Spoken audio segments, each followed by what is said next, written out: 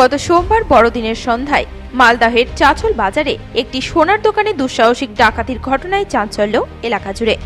জানা গেছে, এদিন দুটি মোটর বাইকে করে 5 জনের ডাকাত দল আগ্নেয়াস্ত্র হাতে সোনার দোকানের সামনে এসে পৌঁছায়।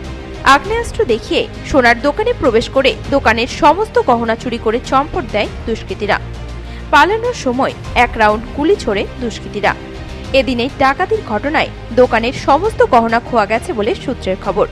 ক্ষয়ক্ষতির পরিমাণ বিশাল হলেও এখনো নির্দিষ্টভাবে কিছুই জানা যায়নি। তবে পুলিশ প্রশাসন সঠিক সময়ে ঘটনাস্থলে না পৌঁছানোয় চাচলের নিরাপত্তা ব্যবস্থা নিয়ে প্রশ্ন তুলেছেন স্থানীয়রা। কার্নিভালের দিনে এই ধরনের ঘটনায় আতঙ্কিত স্থানীয় ব্যবসায়ী সহ সাধারণ মানুষজন। এই বিষয়ে ব্যবসায়ী উত্তম সাহা বলেন, 7টার সময় আজকে যে এই দুর্ঘটনাটা ঘটলো, এরকম চাচল বাজারে কোনোদিন হয় না। কিন্তু এই সমস্যায় আমরা চরম দুঃখিত, মানে ভয়। মানে কজনের ডাকাত দল এসেছিল? 5 জন ছিল, ওরা 2টা মোটরসাইকেল ছিল, আর ওরা টোটাল 5 জন ছিল। ওদের হাতে কি ছিল? ওদের পিস্তল ছিল। গুলি চালিয়েছে?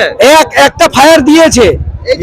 হ্যাঁ, তাতে ওরা মানে লোকজন সব ভেগে গেছে, ওরা নিজের মতন কাজ করে বেরিয়ে গেছে। কটা নাগাদ ডাকাতিটা হয়েছে? এটা 7টা নাগাদ। কোন দোকানে? এটা ঢাকা জুয়েলার্স।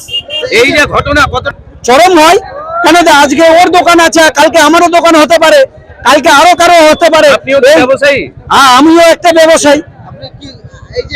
অনুষ্ঠানের মধ্যে এই দুর্নীতিটা হবে কেন? প্রশাসন এতদিন কোথায় ছিল? মানে ওকে ফোন করার মধ্যে ওকে 2 মিনিটের মধ্যে আসা উচিত, কিন্তু এতক্ষণে আসেনি।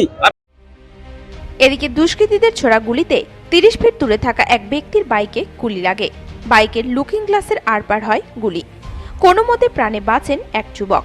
এই বিষয়ে স্থানীয় বাসিন্দা কল্যাণ দত্ত বলেন, দুষ্কৃতীরা তখন 2 রাউন্ড মোটামুটি গুলি চালায়, প্রথমে একটা আসার সময় আর পরে শেষের সময়। ওই রাউন্ডে 2 রাউন্ডের মধ্যে 1 রাউন্ড আমার মোটরসাইকেলের লুকিং গ্লাসে লাগে এবং আরো কিছু ক্ষতি হয়েছে, হয়তো ওটা আমি এখনো দেখিনি।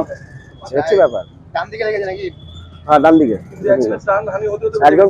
আমাদেরই স্টাফ ছিল একজন, ওদেরই ও আর কি বাইকের নিচেই ছিল। আমাদের বাইকে যন্ত্রাংশ লেগেছে, আর ওই ছেলেটা যে ছেলেটা ছিল জিতু, ও তো বাইকের নিচে দিকে মানে লুকিয়ে ছিল আর কি।